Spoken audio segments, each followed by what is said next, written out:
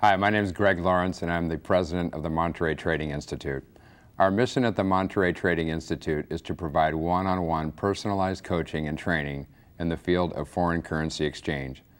And we believe in servicing our students with personalized attention so they can fully understand and profit in the foreign currency markets. State-of-the-art technologies, innovative business strategies, behind the scenes, insights from cutting-edge users around the globe on World Business Review.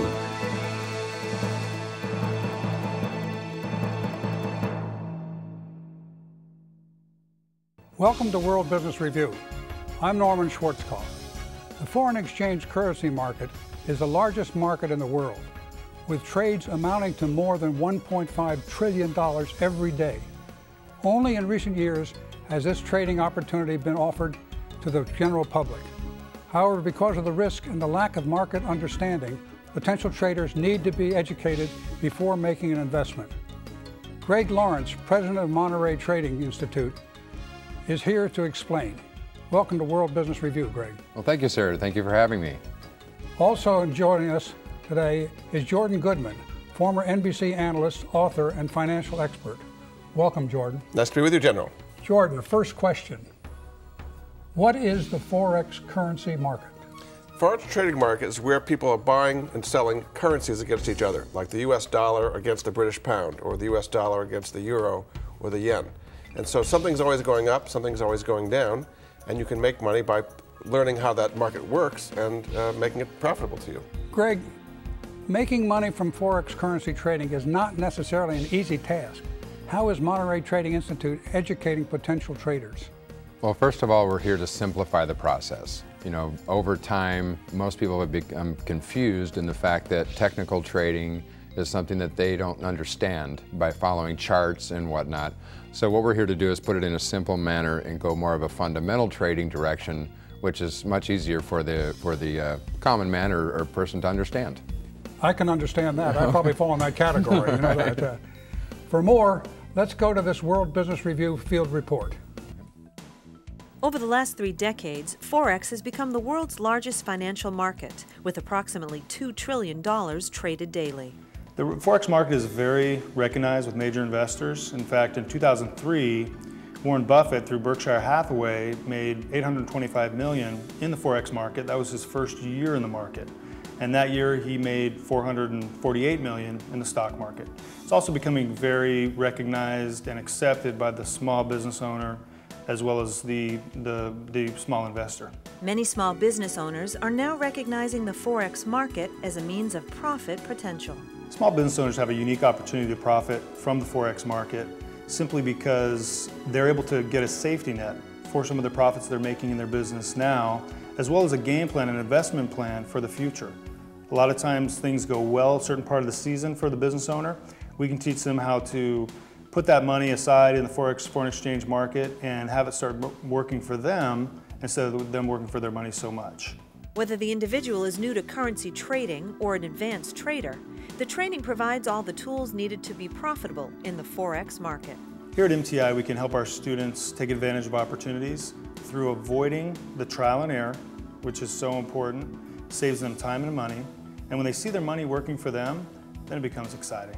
For World Business Review, I'm Jamie Mahler reporting. Jordan, how long has Forex currency trading been accessible to individuals, and what's the area of greatest risk? It's really been around for the last 10 years or so. 1997 is where there was deregulation of the market and allowed average individuals to get into it. And it's really been quite popular now. The risk is that you're in a trade that goes the wrong direction, you can't get out. So that's why it's very important. One of the things that Monterey does is allow you to put in stop losses to prevent losses from happening. You have small losses and big gains, and that can work out very well. If a lot of people don't understand how it works, and they have huge losses, that's where the big risk can be. Greg, what income potential is available for Forex currency trading? Well, as far as what we do, we have come up with a formula that roughly in a conservative nature between 2 and 8% monthly return. Now, obviously, we can't guarantee that's going to happen to someone in a market. It can become volatile, and there are many factors. But keeping it simple and you know, like Jordan said, in understanding stop losses and understanding the techniques and things that we work with, and keeping it simple, not getting technical with chart analysis, is what we're here to educate individuals about. Well then, what type of training do you offer at Monterey Trading Institute? Well, we do one-on-one. We actually come to the individual's facility or home and sit there and make sure they understand it. We do not have you know, training seminars over phone. We don't have where you know, you're lost in manuals and things and verbiage that you just would have no idea about. So that's why we go to their home, to their business, and make sure they understand it fully, and sit down and from A to Z, take them by the hand and walk them through the process. Well, does a student need a special license to trade their own money in Forex market? Not at all. No, you can go through varied brokerage houses and make sure that you know that you're looking for a pip spread, is what it's called, and you don't want to go to, you know, a house that, let's say, would give up 4 or 5 pip spread. You want to look for something less, like a 2 pip spread, which we teach individuals what pips mean, and other people know what pips are. And so now that there's such a huge market here in the United States, there are a lot of houses that really, you know, they sort of, I hate to say it, but gouge, if you will. So there are a lot more other opportunities out there that we are going to supply people, where there's a spread there where they're really not getting consumed and swallowed by that. Maybe just briefly tell us what the pip spread is, so people understand what that is a little bit. Well, it's more of a price interest you know, point, and you're looking at, for instance, if you get on a plane in New York City and you fly to Heathrow and you get off the plane in London there, you know, there's a difference in the strength of the pound to the dollar, you know, which is what we suggest is the dollar to the pound. That is something that we highly go over, but there's a spread there, and that's what we do, is we make money on that spread. We teach individuals in a simple manner how to make money on that spread, and a lot of that is done through techniques that we show individuals. Now, once people are doing trading through, do they need any kind of special computer equipment to actually do this trading? We do have one suggestion that people have 2 computers. A lot of this has to do with speed. When you, let's say if you have one computer and you put in a trade on an open position, and you have a buy and a sell going. If you have a buy open on one computer and a sell open on another computer, then your lag time is less, which time is money, and there's nothing different in this market than anything else. So if you can understand how to do that correctly, which we teach individuals, then it shouldn't be an issue for you. But if you have one computer and you minimize and maximize and minimize and maximize, you're losing that time. You know, so if you're able to glance at 2 different screens with an open position on a buy and an open position on a sell, then you cut that gap there and wind up making more money. So that's one thing that we show individuals as well. Making more money is the objective. Well, of course, of course. That's why that's why we're here. In this case, time really is money. That's for certain. Although your focus is trading individuals, do you also train corporations as well? We do. We are right now we're looking at bringing in CFOs, individuals from corporations, and people that would trade, like for instance, there's a lot of companies that have actually made more money in Forex than that of manufacturing cars.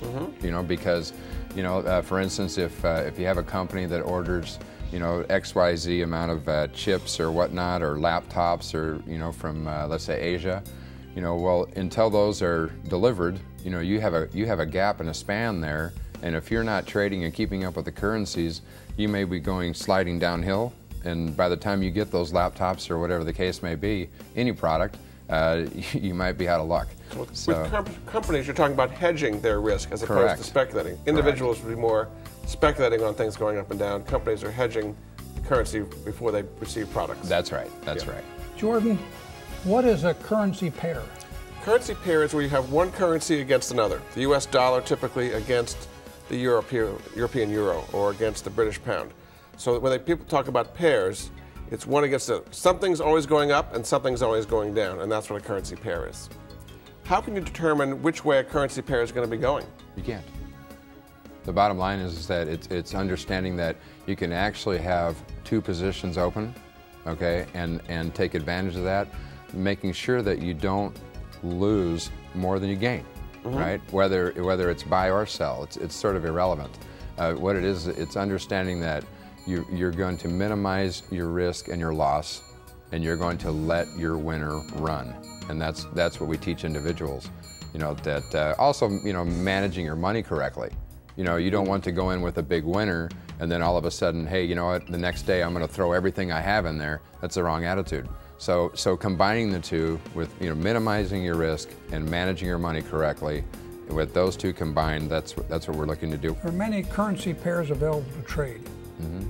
Which ones do you train people to trade, and why? The dollar and the pound. The reason being is that there is more activity with that pairing. If you'll notice when they have certain news announcements that come out, we have found that there are about 26 news announcements that come out weekly. And some of them are color-coded, if you will, that according to, we hate to use the word volatility, really, but the bottom line is that if you don't harness that correctly, you will lose money. 82% of this market is what they call dumb money. There's a reason it was deregulated, because the banks said, you know what, let's bring the general public in, let's have them go ahead and put their money out there, and Vegas was actually a little upset with that, because you can go to Vegas and probably do a little better, and so that's something that they can really, really, if you harness it correctly, the dollar and the pound is the best pairing. Well, Jordan, I'll bet you this is a question you get asked all the time, but how can traders manage their risks? Well, you can use stop-loss orders, which is a good idea, and that's something Monterey teaches people to do. If you think it's going to go one direction and it goes the other direction, you cut your losses very quickly. But if it's going the right direction that you predicted, you kind of let your profits run. So they would say, cut your losses, let your profits run. And they can do this in an automated way. If you have a stop-loss order, you don't have to be watching at that moment. It goes off automatically, and you predicted and cut your losses that way. And typically with currencies, it kind of moves one direction or another pretty sharply. And if you're go in the right direction, you can make a lot of money pretty quickly. I mean, they're talking about yields of 2 to 8% per month. So that's really making a lot more money than their CDs. Well, sounds good to me. That's right. Greg, is there an income example you can provide us with, or is there a range of income that you expect your students will be able to achieve? Well, the 2 to 8% is what we really stick by. I mean, the thing is that if someone wants to get more aggressive, they can obviously get more aggressive. If they want to be more conservative, for instance, when we start people and get them going, we have them use a demonstration account. This is virtual money. They can sit there, they can learn it in and out before they actually put one foot on the stage, so to speak. So you don't lose your shirt doing that. You don't lose your shirt, right? But it's a lot different than saying, hey, Mr. Broker, here's 10,000 of my money, here's a spin-off of XYZ company, I hope it goes the right direction, and then all of a sudden it doesn't. So where does that money go? Commissions in their pocket and right out the door. So this way, with virtual money and doing a demonstration account, be able to get your feet wet, learn the process. Okay, then you go to a mini account, which is usually $300 to $500, somewhere in that range. And then you can kind of creep your way in there and work with it and continue on. Then you go to a regular account, which is as far as you want to go. What is meant by selling the U.S. dollar, and how can people make money from doing it? Well, the idea is the dollar is paired against other currencies, like he was talking about the British pound. If the dollar is going down in value against the British pound, the dollar's going down, the British pound's going up, and you can make money on that. If the dollar goes down against the yen or the euro or other currencies, it's a way of profiting from the weakness in the U.S. dollar. And the last few years, the dollar has been getting weaker because of the huge deficits we have. So you can just watch it and complain about it, or here you can profit from it. What are some of the minimums for trading? What you talked about these mini accounts. Once you kind of get into it, you have a regular account going. What should people expect once they know what they're doing is the amount they're going to be trading? That's strictly up to the individual. It's such a wide open question, because you have someone that may just want to sort of add a little padding to their retirement, and they want to do it in that manner, or you may have a larger or corporation that really wants to do a larger stake in the claim. So it's really it really varies, and it's open really to everyone. And I think the deregulation was great in '97. I think it was a fantastic thing because, see, before that you had to have 100,000 or more to get involved, or you had to be a bank. basically. So that put, you know, your average person or a lot of people right there out of the game.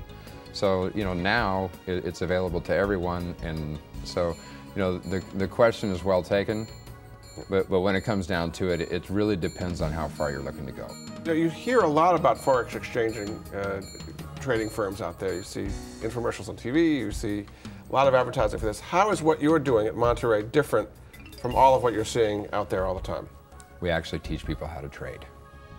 What you see out there is you see a lot of black box technology.